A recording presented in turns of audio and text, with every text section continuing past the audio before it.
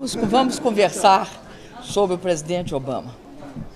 Como vocês viram, o presidente Obama marcou uma reunião comigo logo após a primeira sessão do G20, entre a primeira sessão do G20 e o jantar. Nessa ocasião, nesse encontro, eu transmiti ao presidente Obama a posição brasileira sobre a questão das denúncias de espionagem. Qual era a posição brasileira? Primeiro, a minha indignação pessoal e a do conjunto do meu país com as denúncias de espionagem praticadas contra o governo, contra as embaixadas, contra empresas e cidadãos brasileiros pela Agência Nacional de Segurança dos Estados Unidos.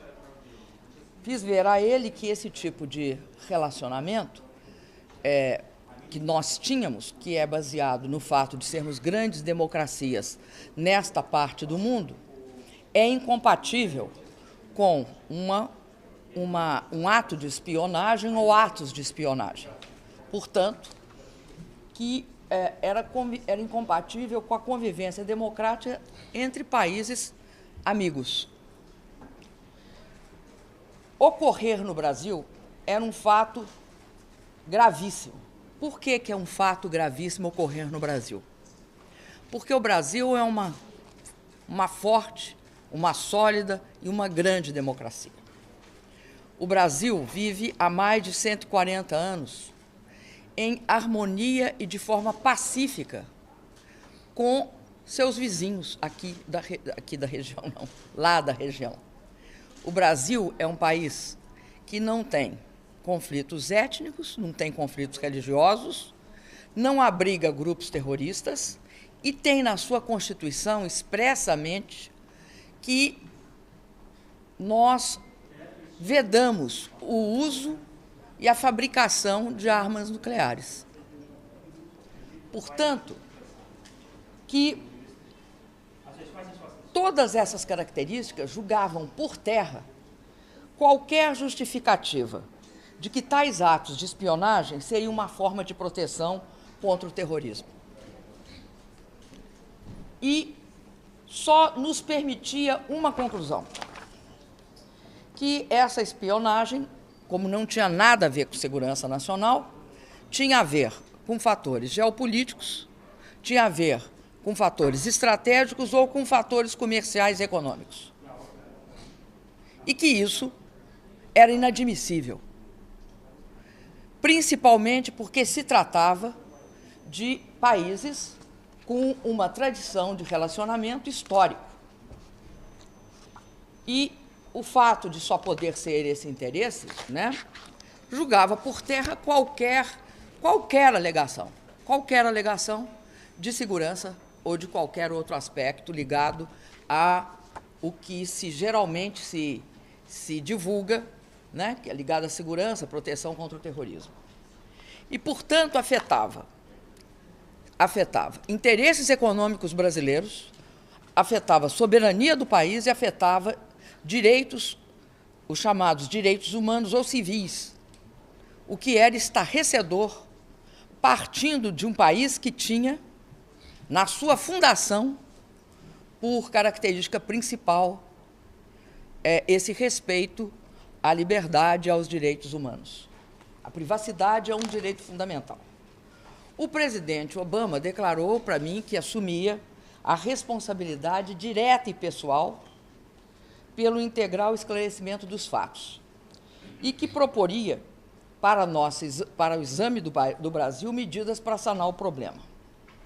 Diante do meu ceticismo, devido à falta de resultados do encontro entre o ministro da Justiça, José Eduardo Cardoso, e o vice-presidente Biden, ocorrido a semana passada, o presidente Obama me reiterou que ele assumia, novamente ele me reiterou, que assumia a responsabilidade direta e pessoal, tanto para a apuração das denúncias, como para oferecer as medidas que o governo brasileiro considerasse adequadas.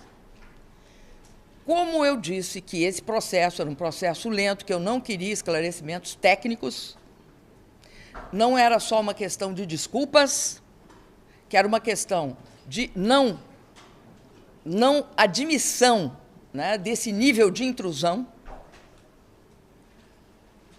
e que era importante que fosse solucionado com rapidez. Chegou-se a uma data, quarta-feira, e estava presente nesse encontro, além, pelo lado brasileiro, eu e o embaixador Figueiredo, pelo lado dos Estados Unidos, o presidente Obama e a Susan Rice. E que isso seria que ele se dispunha a adaptar, e a palavra não é bem adaptar, a providenciar todas as medidas que nós considerássemos suficientes. Eu comuniquei ao presidente Obama, nessa oportunidade, que o Brasil vai a todos os fóruns multilaterais, em especial junto à Organização das Nações Unidas, propor iniciativas para uma governança da internet, que defina normas e mecanismos para coibir, impedir práticas de violação de direitos ou espionagem de quaisquer países. Por quê? Diante do fato que tinha acontecido comigo ou do fato, ou da suposição, enfim, do que havia acontecido e divulgado pela imprensa, né, tanto comigo quanto com o Penha Neto, todos os países podem estar ameaçados ou de estar sendo espionados, ou de serem espionados, ou de terem sido espionados. Então, que era muito importante que isso fosse tratado não só, né, nessa relação bilateral, mas que eu iria à ONU propor isso. Até porque eu acredito que é da junção, né, de duas coisas, de duas tecnologias importantíssimas. Uma é a internet e outra é a fibra óptica, que esses processos ocorrem. Até disse, olha, você pode ter esses processos baseados ou em cabos submarinos, como alguns dizem, ou como cabos terrestres, como outros dizem, ou em satélites, ou em sistemas telefônicos, ou em backdoors de aparelhos digitais, seja a forma que seja que o processo de invasão é feito, ele tem de ser coibido e tem de ser tratado no plano internacional, não só nas relações bilaterais. Ele extravasa relações bilaterais. Ele coloca uma questão que diz respeito à regulação. Até porque eu considero que a internet é uma estrutura que garante a liberdade de expressão e que ela tem de ser preservada como tal, né? Ela tem de ser preservada na medida em que ela não pode se transformar num instrumento justamente ao contrário do que ela é, de garantia da privacidade, da liberdade de informação. E que isso tem de ser tratado não do ponto de vista apenas do Brasil, mas também de todos os países do mundo. Em geral, foi isso. No que se refere à questão da viagem, o presidente Obama, declarou e reiterou que ele queria criar as condições políticas para a minha viagem aos Estados Unidos. E sabia que isso passava por adoção de medidas em consonância com aquelas requeridas pelo governo brasileiro. Claramente ele me reiterou isso. Ou seja, a minha viagem depende de condições políticas. Ele procurará o Brasil para dizer que medidas vão ser tomadas, e o que eu pedi é o seguinte: eu acho muito complicado eu ficar sabendo dessas coisas pelo jornal, né? Então, num dia eu sei uma coisa, aí passa mais 2 dias eu sei outra coisa, e a gente vai sabendo aos poucos. Eu gostaria de saber o que tem. Eu quero saber o que há. Nesta questão, o que há. Se tem ou se não tem, eu quero saber. Tem ou não tem? Se tem, não. Além do que foi publicado pela imprensa, eu quero saber tudo o que há em relação ao Brasil. Tudo o que é feito. Tudo. Em Londres, teoricamente, tomou conhecimento. Veja bem, Rossi, eu não sei, não sou eu que tenho de dizer o que é que tem, porque eu não sei, né, Rossi? Eu quero saber tudo que tem. A palavra tudo, ela é muito sintética. Ela abrange tudo, tudinho. Em inglês, everything. E essa promessa Tudinho. dele superou o seu ceticismo que você mesmo... Olha, posso te dizer uma coisa, Rossi. Eu não vou aqui fazer nenhuma análise de valor sobre isso. Eu aguardo objetivamente, porque aqui eu não represento a mim, eu represento todo o país. Então, é uma relação muito objetiva entre o Brasil e os Estados Unidos. O que eu quero é esclarecimento. Não é uma questão pessoal. Apesar de eu ter sido, ou seja, da espionagem ser sobre mim, sobre os meus ministros, conforme o que foi divulgado pela imprensa, ocorreu comigo porque eu sou presidente da República. E se ocorreu comigo, que sou presidente da República, o que eu tenho de fazer? Eu tenho de pensar assim, o que farão, então, com um brasileiro que não é presidente da República? Por exemplo, você, Clóvis Rossi. Então, eu tenho de proteger ao brasileiro que não é presidente da República e a mim, que representa o nosso país. Olha, eu não tenho... Meu querido, eu não tenho expectativas. Eu não tenho expectativas, não externo expectativas. Eu terei uma relação absolutamente objetiva com o que acontecer quarta-feira. Eu não trabalho com especulação. Isso é próprio de vocês, não é próprio do presidente da República. Ficou combinado que ele telefonaria para você para dizer, olha, Dilma, vou fazer isso. Ficou combinado que o ministro Figueiredo e a funcionária, secretária, Susan Rice vão fazer um contato. E, se for necessário, nós dois faremos um contato também. Presidente, baseado no que for apresentado para a senhora aí vai tomar a decisão se vai ou não fazer a viagem. Se não houver condições políticas, obviamente não se vai. Em resumo, as condições políticas, presidente? Eu não sei quais são, eles vão me informar primeiro o tamanho do rombo. Qual é o rombo? Eu vou dizer para vocês qual é o rombo. Eu quero saber o que há. Eu não sei o que há. Não sei. Vocês sabem o que há? Como vocês sabem... Não, só estou falando, vou fazer só um raciocínio. Como vocês sempre sabem isso primeiro que eu, porque está vindo através dos jornalistas, como eu não sei o que há. Amanhã, me disseram que domingo pode ter outra novidade. Então, o que eu quero ver é o que há. Vocês, chegou até nós a informação de que estão dizendo que tem novidade. Presidente, duas perguntas. A confirmação ou não da viagem já seria uma resposta do governo brasileiro a esse diálogo que vai resultar na resposta de quarta-feira. Eu não pretendo transformar quarta-feira no dia D. Eu pretendo transformar quarta-feira num dia de avaliação. Não esperem que quarta-feira seja um dia D. Este é um fato. Toda essa situação, né, de violação e espionagem, violação de direitos, porque é violação de direitos, soberania, direitos humanos, né, privacidade, e, ao mesmo tempo, esse processo de esclarecimento, ele necessitará de avaliação. Então, eu não estou fazendo um dia D, eu não tenho prazo marcado para dar resposta nenhum. E, veja bem, o Brasil é que sofreu as consequências do rato. O Brasil não praticou nada, o Brasil foi absolutamente, deste ponto de vista e dessas relações, absolutamente correto na conduta.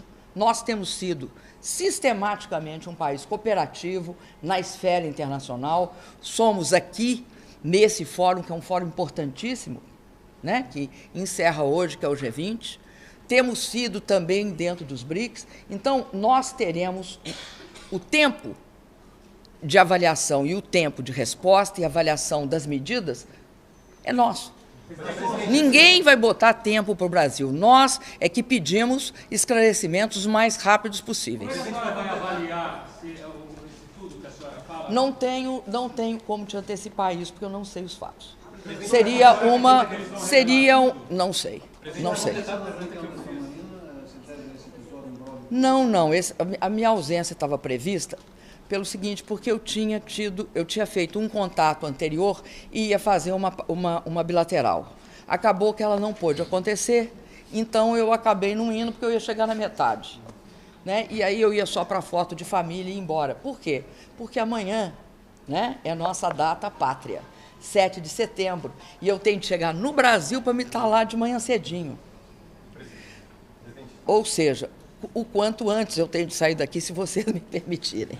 Presidente, a confirmação da viagem é a única resposta que o Brasil estuda ou a senhora pode ir além nas respostas? Eu não vou antecipar nenhuma medida. A senhora acha que esse gênio pode voltar para a garrafa? Não, ontem, inclusive, você veja esse gênio, você está fazendo uma imagem. Ontem eu disse para o presidente Obama que era claro que ele sabia que depois que a pasta de dente sai do dentifrício, ela dificilmente volta para dentro do dentifrício. Então, o que a gente tinha de levar isso em conta. E ele me respondeu, que ele faria todo o esforço político para que essa pasta de dente, pelo menos, não ficasse solta por aí e voltasse uma parte para dentro do dentifrício. Você usou, vamos dizer, uma imagem mais bonita, né? Mais bonita, o gênio fora da garrafa. Eu usei já uma coisa assim mais usual, que é a pasta de dente fora do dentifrício. Presidente, ontem à noite o presidente Putin lançou ao debate no jantar a questão da Síria. Qual foi a sua É verdade. posição nesse debate? Olha, nós tivemos o Brasil teve uma posição que é a seguinte: nós repudiamos e consideramos que qualquer uso de arma química constitui crime hediondo. Essa é a primeira afirmação do Brasil. A segunda afirmação: só a ONU tem mandato para definir intervenção militar. Terceiro, damos apoio e suporte para as investigações patrocinadas pelo secretário-geral da ONU, o senhor Ban Ki-moon. Defendemos a realização lá da reunião de Bruxelas. É de Bruxelas? Genebra, desculpa. Eu quase falei Basileia, gente. A reunião de Genebra. E defendemos que essa seja uma posição, essa reunião, essa conferência de Genebra, ela seja uma posição tendo em vista a importância que é buscar uma solução mediada e política para o conflito. Porque a solução militar e qualquer tipo de intervenção sem mandato da ONU, ela levará só ao acirramento, à perda de vidas de mulheres, crianças e adultos na região. Então, que a gente defende o cessar-fogo, a não ingerência dos países no sentido de fornecer armas, e também defendemos essa forma do diálogo como um mecanismo de construção da paz na região. Agora, repudiando completamente o uso de armas químicas e achamos que, mais uma vez, reitero isso, que só o Conselho de Segurança da ONU tem condições de definir, ou a Assembleia, né? Ou a Assembleia, tem condições de definir mandato para a intervenção militar. A senhora chegou a observar o clima entre o Obama e Putin durante o jantar? É importante que vocês saibam que as relações são sempre muito civilizadas, muito de alto nível, não vi nenhuma relação diferente disso, de relações políticas extremamente civilizadas. No que se refere à questão econômica, né, todos os participantes tiveram uma constatação, que é o papel de coordenação de medidas macroeconômicas que o G20 sempre teve desde o seu início. E que, nesse momento, alguns fatores, um conjunto de países levantou. Primeiro, né, que era importante perceber que havia sinais e indícios de recuperação econômica de alguns países desenvolvidos, né? Destacaram a situação de recuperação nos Estados Unidos, destacaram também dentro da União Europeia. Todos concordaram que esses indícios são frágeis ainda, que precisam, portanto, de incentivos. Primeiro, não se pode Não se pode só exigir estabilidade. Tem de ter cuidado com as medidas que só impõem estabilidade, porque nesse momento de fragilidade ainda da recuperação, isso pode criar um quadro de reversão da recuperação. Assim sendo, tem de se combinar medidas de estabilidade com medidas de expansão, principalmente naqueles países que têm mais margem de manobra para fazer a expansão. Tem superávites, por exemplo, nas suas balanças, tem uma situação fiscal mais equilibrada, enfim, há que tomar cuidado, porque agora o momento requer, então, políticas de expansão. De outro lado, foi extremamente enfatizado as consequências que esse processo de recuperação das economias desenvolvidas pode ter em relação aos chamados spillovers, ou seja, as medidas de impacto nas demais economias. Por quê? Porque ao sair das políticas monetárias expansionistas, né, principalmente no caso do Federal Reserve, isso pode provocar, se não bem comunicado aos mercados, ou se não feito de uma forma muito acompanhada, muito cuidadosa, pode significar turbulências que afetem aos países em desenvolvimento. Um terceiro aspecto que foi extremamente avaliado foi o fato de que é importante completar as reformas, por exemplo, do Fundo Monetário Internacional, dando à política de cotas, tá? Aliás, a modificação das cotas e fazendo esta política de cotas ser consequente com aquilo que foi estabelecido e compromissado entre os países do G20.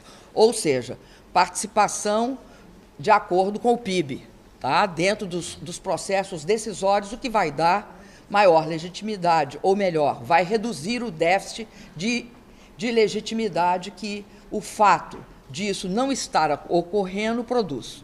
Além disso, foi discutido a questão dos paraísos fiscais e dos chamados bancos sombra, né?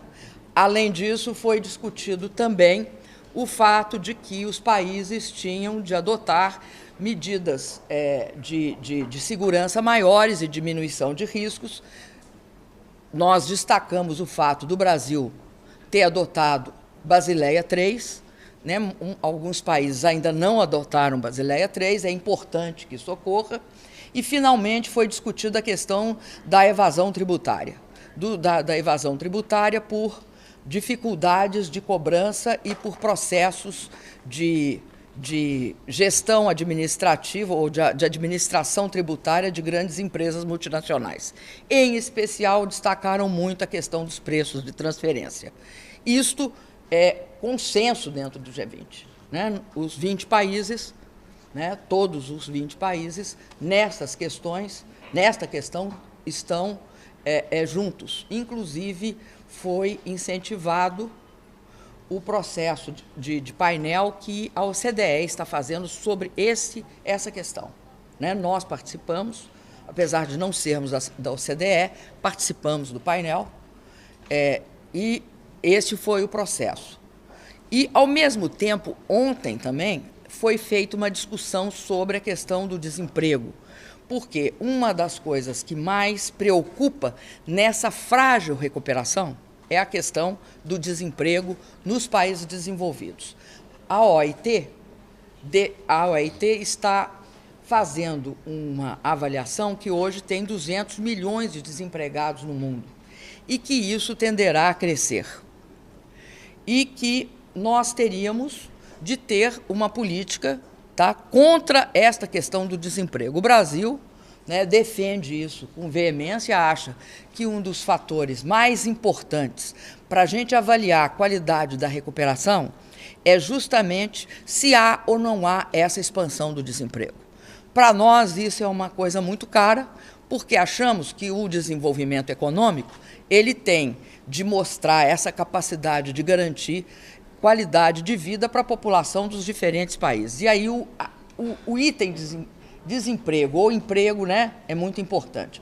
No nosso caso, no caso do Brasil, nós temos uma situação muito especial, Porque se você comparar dentro do G20 os demais países, nós temos uma das menores taxas de desemprego, oscilando entre 6 e 5,6. Esse mês está 5,6, no mês passado foi 6, no outro mês foi 5,8. Então, é por aí que nós oscilamos. E temos uma situação diferenciada nesse aspecto, mas que é muito preocupante para os países desenvolvidos, principalmente o desemprego entre jovens e mulheres. Então, o G20 propôs uma discussão sobre essa questão e vai se debruçar com muito cuidado sobre esse problema do desemprego. Porque, das consequências da crise que começou em 2008, essa é a mais perversa. Agora, gente, eu acho que eu falei tudo, viu? Eu só falo, falta uma coisa assim. Posso falar da China? Tá, depois só um pouquinho, você segura para mim?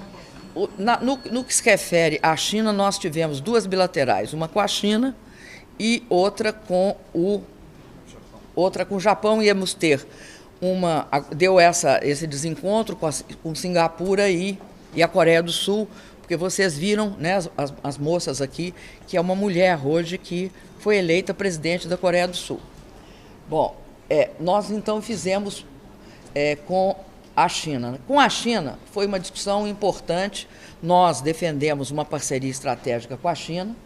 Essa parceria está baseada, eu diria assim, num tripé, que é o seguinte, essa parceria, a perspectiva da parceria está baseada num tripé. Primeiro, a parte do tripé, diversificação da nossa pauta de exportações. O Brasil quer um espaço para valor agregado, portanto, produtos manufaturados. Nós reconhecemos a importância das nossas commodities, né? Defendemos as nossas commodities, defendemos a presença das nossas commodities. Isso significa brigar pela carne, brigar pelos nossos produtos. E, ao mesmo tempo, queremos essa diversificação da pauta. Então, primeira parte do tripé.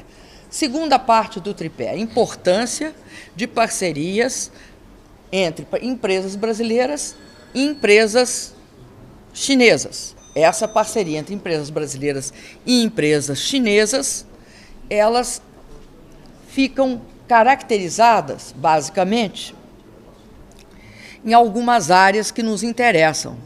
E, obviamente, nas áreas também que a eles interessar. Mas as áreas que nos interessam são, basicamente, logística e energia. Agora, principalmente, fizemos um convite para eles participarem dos processos licitatórios desse segundo semestre, que começa, aliás, que já começou e que vai passar por rodovia, ferrovia, porto, aeroporto e o Campo de Libra. A terceira parte do tripé, que nos interessa, é uma parceria na área de ciência, tecnologia e inovação. Nos interessa com a China uma parceria, principalmente na área de tecnologia da informação. Nos interessa uma parceria na área de nanotecnologia e de tecnologia espacial, principalmente satélite. Nós temos já com os cybers, né?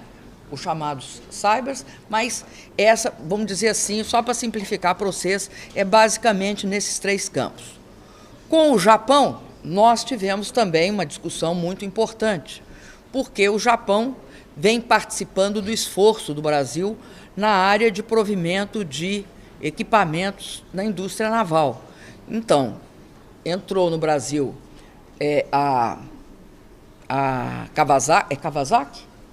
Ô, gente, desculpa, porque também ontem eu fiquei lá 14 horas. Vocês têm que desculpar um pouco. A Escavagima, na Bahia.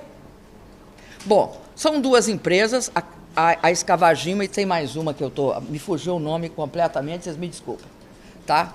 Uma no estaleiro Paraguaçu e outra. São duas grandes empresas japonesas e a nós interessa, até porque o Japão tem uma tradição, né, de investimento no Brasil, com empresas nos mais variados ramos, né, do ramo automobilístico, passando por de tecnologia da informação, televisão, né, produção de aparelhos eletroeletrônicos E isto, para nós, é muito importante, né? Conversei longamente com o presidente Abe, que também me expôs o Abenomics, que é política expansionista na área fiscal, política expansionista na área monetária, né? E uma tentativa de fazer o Japão ter uma taxa de crescimento superior à que ele vinha tendo historicamente nos últimos 10, 20 anos.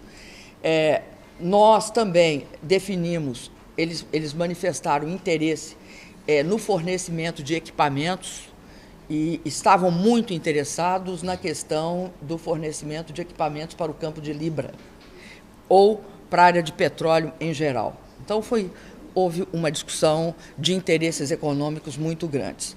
No que se refere, tá, ao protecionismo, o Brasil repudia todas as formas de protecionismo. E, como vocês sabem, as novas também, né? Aquelas que não são as tradicionais. Repudiamos as tradicionais e repudiamos as não tradicionais, derivadas, por exemplo, de políticas monetárias não convencionais expansionistas, tá, que produziram, num primeiro momento, uma valorização das moedas vis-à-vis ao dólar. E agora, na saída, vai provocar o oposto, o efeito oposto. É óbvio que nós não queremos nem um lado nem outro, a gente quer uma estabilidade, uma baixa volatilidade, uma maior tranquilidade no que se refere os efeitos das políticas dos países sobre as nossas políticas domésticas. Agora, essa foi uma questão que foi muito insistida, né? Não houve grandes alterações e nós defendemos uma participação muito firme do G20, né, nessa conferência de Bali. Porque a conferência de Bali, ela vai dar, eu diria assim, os marcos e os parâmetros para uma retomada da tentativa de completar o ciclo do Acordo de Doha. Pode não ser um Acordo de Doha, mas pode sair um Acordo de Bali. Ou, pelo menos, se não for um acordo, pode sair uma perspectiva de acordo nessa área. Há uma concordância geral dentro do G20 que a redução do comércio internacional prejudica todos os países. E os emergentes fizeram, inclusive, em conjunto, um estudo que mostra que nós perdemos posições. Os países emergentes perderam muita posição por redução do comércio internacional, mas não só por protecionismo, por quebra da demanda dos países desenvolvidos, né?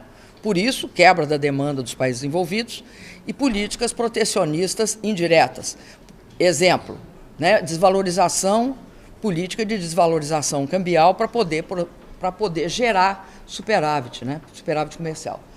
Agora, acho que há uma grande consciência dentro do G20 de que quanto menos alterações, ou seja, quanto menos distorções se tiver nesta área, melhor para todos os presentes, todos os países do G20, no caso. Em síntese, eu agradeço a vocês, foi isso que aconteceu, foi uma reunião muito produtiva, que abrange um momento muito produtivo, e a reunião dos BRICS eu não vou comentar, porque eu pelo menos pedi para divulgarem para vocês o texto do comunicado dos países BRICS. Eu pedi, espero que tenha. Sobre o spillover, presidente, mas o ministro Guido Mantes classificou a situação decorrente do aumento do spillover, dessa retirada como uma mini crise para o Brasil. A mini crise existe ainda, está superada? Olha, eu acho que você devia perguntar para o Guido, que chegou aí. A minha questão do spillover, que eu estou aqui comunicando para vocês, é que é generalizado a visão de que é extremamente problemático. E eu vou te dizer uma coisa, viu, Clóvis? Até acho que o Brasil, eu até na minha fala falei isso, acho que o Brasil tem uma situação um pouquinho diferenciada. Vou dizer por quê. Porque nós somos um dos poucos países que temos mercado de derivativo.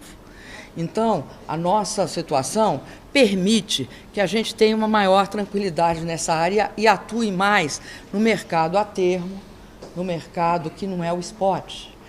Alguns países, ou seja, vou dizer o seguinte para vocês, a maioria não tem isso. Então, é mercado spot. É complicado, é problemático. Então, sobre essa questão, uma manifestação, eu não vou dizer aqui de quais países, até porque o que fosse emergente ali dentro ou em desenvolvimento estava queixando disso, né? Porque são os que tiveram perdas de ativos. Os ativos, na medida que há uma valorização dos títulos do Tesouro Americano de 10 anos, os ativos houve um problema também de comunicação com os mercados. Então, isso foi muito avaliado. Foi muito insistido pelos países que houvesse uma melhor comunicação com os mercados e que houvesse uma transição mais tranquila.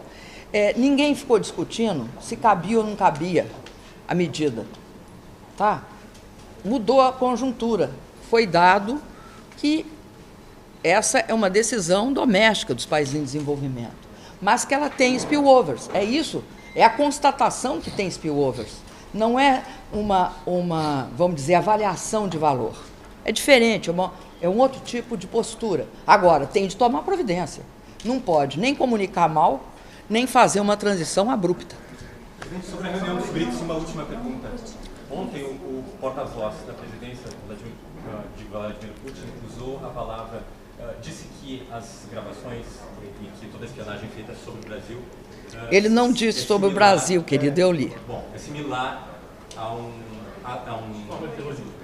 similar a terrorismo. A senhora confirma o uso dessa expressão nessa reunião? Eu não vi o Putin usando essa expressão. Nem ninguém. Não. Mas as pessoas não estavam satisfeitas. Não, claro. Mas eu não escutei, tá? E você sabe que uma reunião que tem russo, chinês, indiano, eu posso não ter, eu não vou dizer que ele falou ou não falou, porque eu posso não ter percebido. Me desculpa, mas eu acho que é irrelevante essa comparação. Acho que é gravíssimo. É pior ou igual, ou... Eu acho que é gravíssimo espionar um país democrático. Gravíssimo. Não vejo como alguém defenda que espionar um país democrático. Espionar a privacidade de pessoas, de cidadãos, e quebrar a soberania de um país é algo simples. Não vejo como. Agora, a gente tem de dar um nome que as coisas merecem. Guerra é guerra, terrorismo é terrorismo, espionagem de país democrático é espionagem, sem juízo de valor. Não estou fazendo juízo de valor sobre o porta-voz russo.